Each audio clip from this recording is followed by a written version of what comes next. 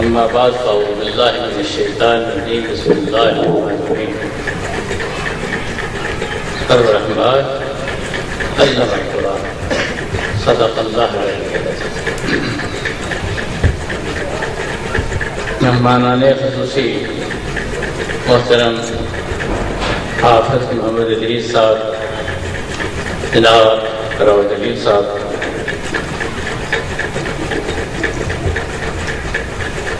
معزز سامعین، السلام علیکم ورحمۃ اللہ وبرکاتہ۔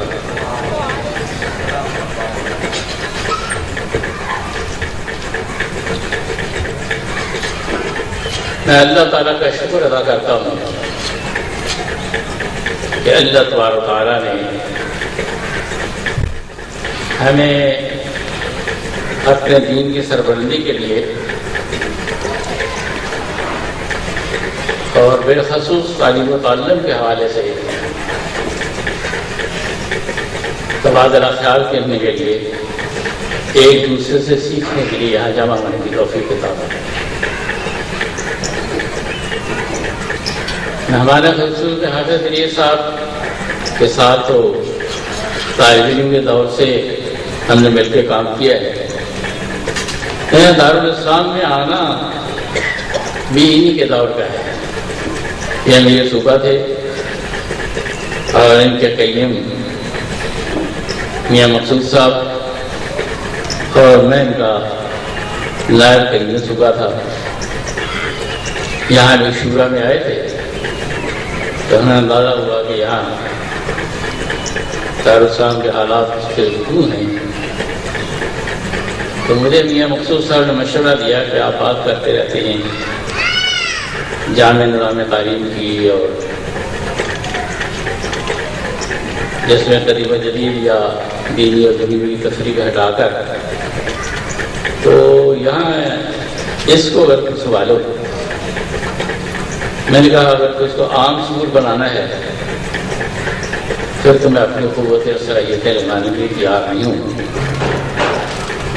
البتہ سید مودودی رحمۃ اللہ علیہ نے جو اقامتی درسگاہ اور اس میں تعلیمی رہنمائی کی ہے، اس کے لیے لوگ تیار ہوں تو الحمدللہ میں حاضر ہو جاؤں گا۔ ان دنوں میں پنڈی کے کالجوں میں نے تقریباً 25-30 سال پڑھایا ہے، اور ان دنوں غالباً میں اسکرمال کالج میں اسسٹنٹ پروفیسر تھا۔ تو یہاں جب دوستوں سے بات ہوئی تو انہوں نے ویلکم کیا، خوش آمدید کہا۔ چنانچہ میں نے پہلے پڑاؤ کے طور پر بچھال کلام میں پرنسپل شپ قبول کی، اور یہاں ان دوستوں سے ٹرسٹ کے جو ساتھی اس وقت تھے، نواز صاحب بیٹھے ہیں، مہدی صاحب بیٹھے ہیں، تو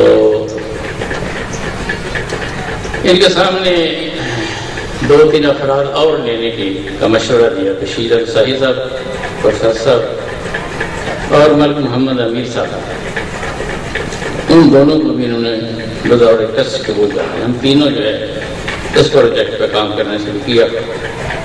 میں نے گرمیوں کی چھٹیاں اکثر پنجاب یونیورسٹی میں گزاری، ملک محمد امیر صاحب کے ساتھ پلاننگ کے لیے، سوچ و بچار کے لیے۔ ایک روز انہوں نے کہا کہ کوئی بات یہ ہے کہ ہم میں سے کوئی ایک آدمی وہاں جا کے بیٹھ جائے گا تو پھر بات بنے گی، اور میری مصروفیت دیکھ لو یونیورسٹی میں جو صورتحال ہے۔ میں نے سوچا کہ چلے میں چنانچہ اس کے بعد یہ کچھ سال والا بھی، اور یہاں پہ بھی کچھ عرصہ میں آتا جاتا رہا۔ 2000 میں ریٹائر ہونے کے بعد میں نے یہاں پہ ڈیرا ڈالا ہے۔ راؤ جلیل صاحب نے خوابوں کی بات کی ہے۔ ہمارے بزرگ ہیں، بلکہ مرحوم ہو چکے ہیں، خرم مراد صاحب، وہ کہا کرتے تھے کہ اونچے خواب دیکھنے چاہیے۔ ظاہر خواب دیکھنے میں کیا ہے، لیکن بات وہی ہے راؤ صاحب کی کہ پہلے آدمی خواب دیکھتا ہے، پھر سوچتا ہے، پھر کچھ کرنا چاہتا ہے، پھر دست و بازو دیکھتا ہے، اس کے بعد یہ ہے کہ عمل میں لاتا ہے۔ چنانچہ 3 خواب میں آپ کو بتاتا ہوں، اور ظاہر ہے کہ میں تب اس اسٹیج میں ہوں 76 میں چلا گیا ہوں، اب پتہ نہیں کتنے دنوں کی مہلت ہے، لیکن میں ہم نوجوانوں سے توقع کرتا ہوں۔ اس وقت ہمارے جامعہ کے جو طالب علم فارغ ہوئے تھے اور آج کچھ ان میں سے موجود ہیں، ذرا 1 منٹ کے لیے اگر کھڑے ہو جائے تو مجھے اندازہ ہو جائے کہ جو لوگ یہاں پڑھتے رہے، سابق طالب علم مختلف یونیورسٹی اور کالج میں پڑھ رہے ہیں، تو الحمدللہ آپ سمجھیں گے آپ بھی اس کے مخاطب ہیں، اور جو نہیں آئے، آ نہیں سکے، مڈ ٹرم ان کے جاری ہیں، تو وہ بھی گویا کہ سب کے مصداق ہیں۔ یہ وراثت ہے کہ پہلے لوگوں نے چھوڑی ہے، بیٹھ جائیں، تو یہ ہم آپ تک منتقل کر رہے ہیں۔ تو 3 خواب کیا ہے؟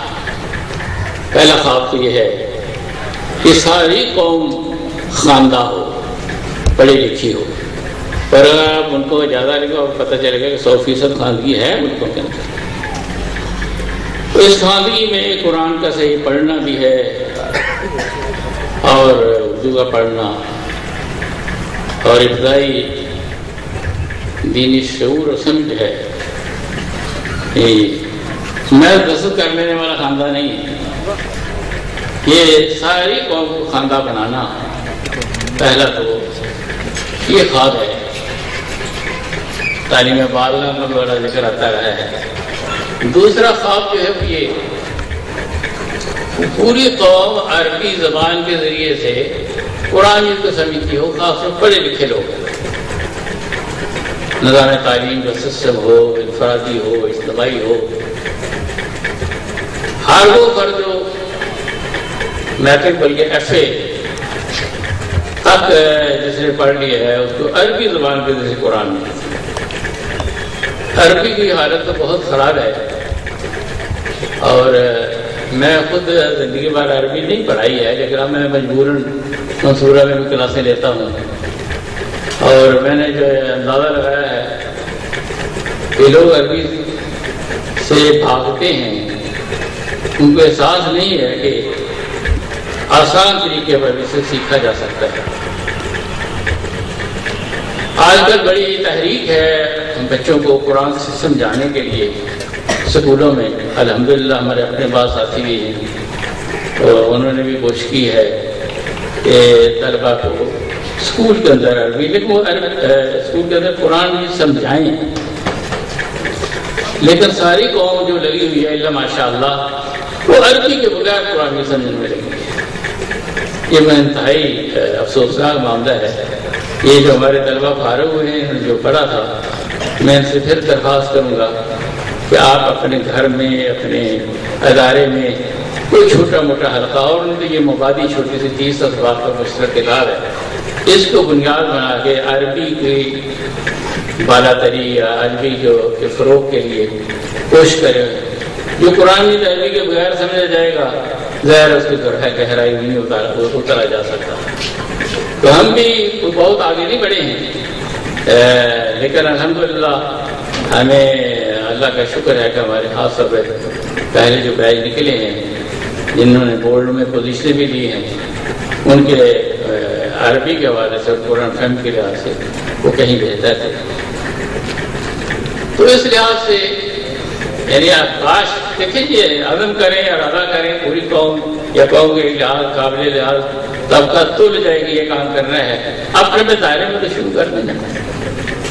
ورنہ سب سے یہ خواب تو یہ ہے کہ ہم تراویح میں کھڑے ہوں، آگے امام صاحب جو ہے وہ بھی سمجھتے ہوں، اور جو پیچھے مقتدی ہیں وہ بھی سمجھتے ہوں کہ اللہ تعالیٰ کیا پیغام دے رہا ہے، کہاں ڈرا رہا ہے، کہاں خوشخبریاں دے رہا ہے۔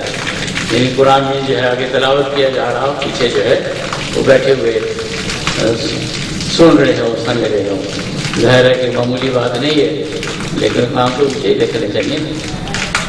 تیسری چیز جو ہے وہ ہے جامع نظام تعلیم، یعنی یہ قدیم اور جدید جو اب تک چل رہا ہے 2 دھاروں میں۔ یہ منو محفوظی رحمۃ اللہ علیہ نے تو واضح کہا کہ یہ بالکل غیر اسلامی، ہمارا ہر عمل دنیاوی عمل ہے، جیسے لوگ دنیاوی عمل کہتے ہیں وہ اسلامی ہے، بشرطے کہ ہم اللہ اور اس کے رسول کی تعلیمات کی روشنی میں اس کو انجام دیں۔ اور حدیث میں تو ہے کہ اپنے جسم کے اپنے بال بچوں کو کھانا پلانا یہ بھی صدقہ ہے، صدقات، نیکی، پوری زندگی نیکی ہے جو ہم علم حاصل کرتے ہیں، سائنس کا کر رہے ہوں، کسی اور شعبے کا کر رہے ہوں، وہ اگر ہم اس نیت کے ساتھ کر رہے ہیں کہ اس کے ذریعے سے اسلام کے غلبہ کے لیے، اسلام کے فروغ کے لیے ہمیں یہ درکار ہے، تو پھر ظاہر ہے کہ یہ سب کے سب یہ دینی کام جنہیں ہم کہتے ہیں دراصل یہ دین ہے۔ تو یہ تیسری بات جو تھی وہ تو یہ تو میں نے ایک لحاظ سے نوجوانوں کے لیے ہم نے اسی آخری نقطے کو کس حد تک پکڑا ہے۔ دارالاسلام جو ہے اس کے کئی مراحل ہیں۔ پہلا مرحلہ ہے پاکستان بننے سے پہلے ہے یہ پٹھان کوٹ میں جمال پور گاؤں تھا چودھری نیاز علی مرحوم کا، جنہوں نے یہاں آ کر یہ 12 کنال کے پلاٹ خریدے اور پھر یہ ہاسٹل بنایا۔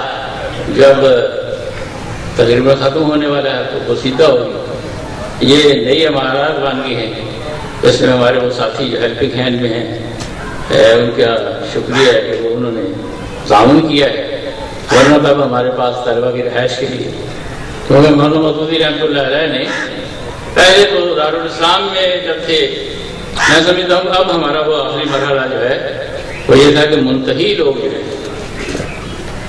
جو لوگ گریجویٹ ہو اس دور پہ آپ تصور کریں، گریجویٹ اور دارالعلوم کے فارغ تحصیل لوگ وہ 2 سال کے لیے 3 سال کے لیے آئیں اور ایک عالم جو کہ مربی بھی ہو اور ان کی رہنمائی بھی کرے، گائیڈ بھی کرے، اور اس طرح سے وہ سیکھ کے جائیں اور ان کے ذریعے سے قوم کو با ایمان ایک جماعت تیار کی جائے اور پھر وہ قوم جو ہے قوم کو اٹھانے کا اور قوم کو سنبھالنے کا کام کرے۔ آخری درجے کے یہ لوگ تھے۔ دوسرا دارالاسلام میں جماعت کے قیام کے بعد سن 1944 میں پورے ہندوستان سے تعلیم و تعلم سے تعلق رکھنے والے لوگوں کو بلایا، 42 لوگ تھے۔ 3 دن انہوں نے غور و خوض کیا، اس کے بعد کہا کہ ایک اقامتی ادارہ قائم کیا جائے، ایک ایسی درسگاہ جس میں بچے رہائش پذیر ہوں۔ ہم نے دراصل اسی کو پکڑنے کی کوشش کی ہے اور وہ اس وقت مولانا مودودی رحمۃ اللہ علیہ نے کہا تھا کہ یہ آج اگر ہم اس پودا لگائیں گے تو تیسری نسل میں جا کر اس سے نتائج نکلیں گے۔ میں یہ سمجھتا ہوں کہ ہم تو صلاحیتوں کے لحاظ سے بھی اور کئی لحاظ سے کوتاہ ہیں، اور اس کے باوجود میں محسوس کرتا ہوں کہ جو ہم نے 1999 میں 10 طلبہ سے جس کا آغاز کیا تھا، اور شروع میں ہم کسی کو داخلہ نہیں دیتے تھے، وہ 10 ہی کو لے جانے کی کوشش کی۔ 3 جو ہیں ہمارے 2 ترکی میں اس استقبال کرتے ہیں، عمر فاروق جو بھی یہاں وفد جاتا ہے اور وہ پڑھ بھی رہا ہے، سروس بھی کر رہا ہے، یہاں جو لوگ جاتے ہیں ان کے استقبال بھی کرتا ہے۔ دوسرا بھی ترکی میں ہے، تیسرا جو دبئی میں ہے، اس کے بعد یونیورسٹیوں میں ہیں 3 طلبہ جو ہیں۔ یہ جتنی حافظ صاحب یہ حضرات تو تاخیر ہو گئی، ورنہ پہلے جو بچوں نے تیاری کی ہے وہ ساری انہوں نے، ہمارے قاسم ضیاء اور اس کے بعد سکندر عباس جو کہ ورکشاپوں سے اٹھا تھا، وہ بھی انشاءاللہ آج شاید آیا کہ نہیں، وہ اس نے بھی آ جانے ہیں۔ اب ہمارے اپنے طلبہ جائیں، لیکن ہم محسوس کرتے ہیں کہ ہماری بھی ابھی بہت کمی ہے، بہت کچھ کرنے کی ضرورت ہے۔ تو حضرات یہ میں نے جیسے گزارش کی ہے، ہم نے 4تھی جماعت سے داخلہ شروع کیا اور 8ویں تک شروع میں تھا، بعد میں 10ویں تک میٹرک ہمارے کے ساتھ کروا رہے ہیں، اور کوشش ہماری یہی ہوتی ہے کہ اس کے ساتھ ساتھ دین جو ہے اس کو ہر کلاس کے اندر سیرت کی ایک کتاب، فقہ کی تعلیم الاسلام سے لے کر اسلامی فقہ تک، اور عربی کو بطور خاص، فارسی بھی ہم پڑھاتے ہیں، یعنی 6ویں سے لے کر 8ویں تک فارسی میں ہمارا بہت بڑا اثاثہ ہے ہمارے ہمسائے، لیکن ہم نے اس کو بھی چھوڑ رکھا ہے، تو اسے بھی ہم پڑھاتے ہیں۔ تو یہ سکول کے بعد اب 2-3 چیزیں مستقبل کے حوالے سے اس پہ خواب جو ہیں بڑے، اس کو بھی سامنے رکھ رہے ہیں۔ شدید ضرورت محسوس ہوتی ہے اساتذہ اور ائمہ امام اور خطیب مولانا مودودی رحمۃ اللہ علیہ نے جمعہ کے خطبے کی بڑی اہمیت بیان کی. کاش کہ وہ دارالسلام کتاب آ جائے تو اس میں آپ کبھی دیکھیں کہ مولانا نے کہا کہ ہمارے پاس تو خطبہ جمعہ کی اتنی بڑی طاقت ہے کہ یہاں کوئی نہرو کوئی گاندھی جو ہے اس کے مقابلے میں نہیں آ سکتا، لیکن ہمیں شعور ہی نہیں ہمارے اپنی نہ ادارے نہ ہمارے افراد. مجھے اتفاق ہوئے مختلف مقامات پر جانے کا، الحمدللہ ہمارے کافی رفقا ہیں جو اس ذمہ داریوں کو نبھا رہے ہیں. ہم وہ بھی چاہیں گے کہ ان کو اکٹھا کر کے دیکھا جائے کہ وہ کیا کر رہے ہیں، اب کیا کچھ ایک دوسرے کو تبادلہ جو ہے وہ کیا جائے. تو یہ عربی کے استاد ائمہ اور خطبا، یہ ہمارا خیال ہے کہ ہم 3 ماہ کا کورس جو ہے شروع کریں اور ان کے ذریعے سے مسجدوں جو بھی ہمارے زیر اثر مسجدیں ہیں جہاں ممکن ہے ہمارے لیے، وہاں ہم پہلی سے تیسری تک اپنی نرسری تیار کریں. ہماری اپنی نرسری چونکہ نہیں ہے، یہ بچے مختلف اسکول سسٹم سے آتے ہیں اور ان کے تو یہ بیچاروں کو تو اردو کا بھی پڑھنا لکھنا جو ہے اس کو بھی دشواری ہوتی ہے. تو پہلی سے تیسری تک اپنے اساتذہ جن کے سامنے یہ تصور ہو یکسانیت کا، جو خود اس کے نمائندہ اور نمونہ ہوں اور وہ وہاں پہ مشنری جذبے کے ساتھ مسجد کی خدمت کریں اور استاد کے طور پہ ہم انہیں حق کی خدمت دیں. اور اس طرح سے وہ ہمیں نرسری تیار کرتے تھے. تیسری سے چوتھی میں ہمارے اپنے بچے آئیں گے. اب ہر بچہ آتا ہے تو ہمیں ناظرہ پڑھانا پڑتا ہے، چاہے وہ 7ویں میں آئے 8ویں میں آئے، جہاں بھی ہے وہاں سے شروع کرنا پڑتا ہے. کم از کم یہ تو پڑھ کے آئے ہوئے ہوں. اور بھی جو بنیادی چیزیں جو ہے جو زیادہ سیکھی جا سکتی ہیں. تو اساتذہ ائمہ اس کی تیاری، اس کے لیے مسجدوں کا احیاء مولانا مودودی رحمۃ اللہ علیہ دارالسلام کتاب ہی کے اندر ذکر کیا ہے کہ اسلام کے اندر سب سے اہم اور اقدم ادارہ جو ہے وہ مسجد ہے. اور مسجدوں کو ہم نے نظر انداز کر دیا ہے اور اس کا توجہ جو ہے وہ کسی لحاظ سے بھی نہیں ہے. تو وہ انشاءاللہ ایک تو ہم جامعیت یہ چاہتے ہیں کہ دینی بھی اور دنیوی تعلیم وہاں ہو اور وہ اپنے اساتذہ سے ہو جس کو فہم ادراک کردار جس کا یہ ہے کہ ہم نے تعمیر کیا ہو. اور اس کے بعد اسی طرح سے اب میٹرک کے بعد ہمارے طلبہ عام طور پہ اس کالج میں داخلہ لیتے ہیں، گورنمنٹ کالج میں. اس وقت بھی 7 طلبہ ہمارے یہاں پڑھ رہے ہیں. کچھ اور مختلف اداروں میں چلے جاتے ہیں. یہ سارا وقت ہمارے پاس تو نہیں گزارتے ہیں. ہماری ضرورت ہے کہ ہمارے میٹرک کے بعد 2 سال اور یہاں پہ ایف اے تک، چنانچہ 2 سال کے اس کو اپ گریڈ کرنا یہ بھی ہماری ضرورت ہے. ایک طرف نیچے نرسری تیار کرنا، نرسری کے بغیر ہم ادھر ادھر سے جو بچے آتے ہیں اور ان سے ہم کچھ لوگ مشن کے ساتھ آتے ہیں اور کچھ اتفاقاً بھی ہوتے ہیں. تو نیچے والی نرسری اساتذہ اور ائمہ اور اس کے ذریعے سے مسجد کا احیاء اور ان بچوں کے ذریعے سے ہم پھر توقع کرتے ہیں کہ 8ویں تک جو کہ سب کا یکساں نصاب ہوتا ہے، وہ چاہے سائنس پڑھنے والا کوئی بھی ہے، اس کے اندر اتنی اہلیت پیدا کی جا سکتی ہے کہ آگے جا کے وہ اچھے مشنری جو ہے وہ قائد اپنے علمی لحاظ سے تحقیق کے اندر پڑھنے پڑھانے میں بھی اور باقی میدان میں وہ بن سکتے ہیں. اس طرح سے ایک ایسا نظام جس کا جو یکساں نظام تعلیم کا نمونہ بھی بن پائے. تو یہ خواب بھی ہیں اور یہ اصل بھی اس پہ ہم کام بھی کر رہے ہیں. آپ سب حضرات سے دعا کی درخواست ہے. تو میں آخر میں پھر شکریہ ادا کرتا ہوں.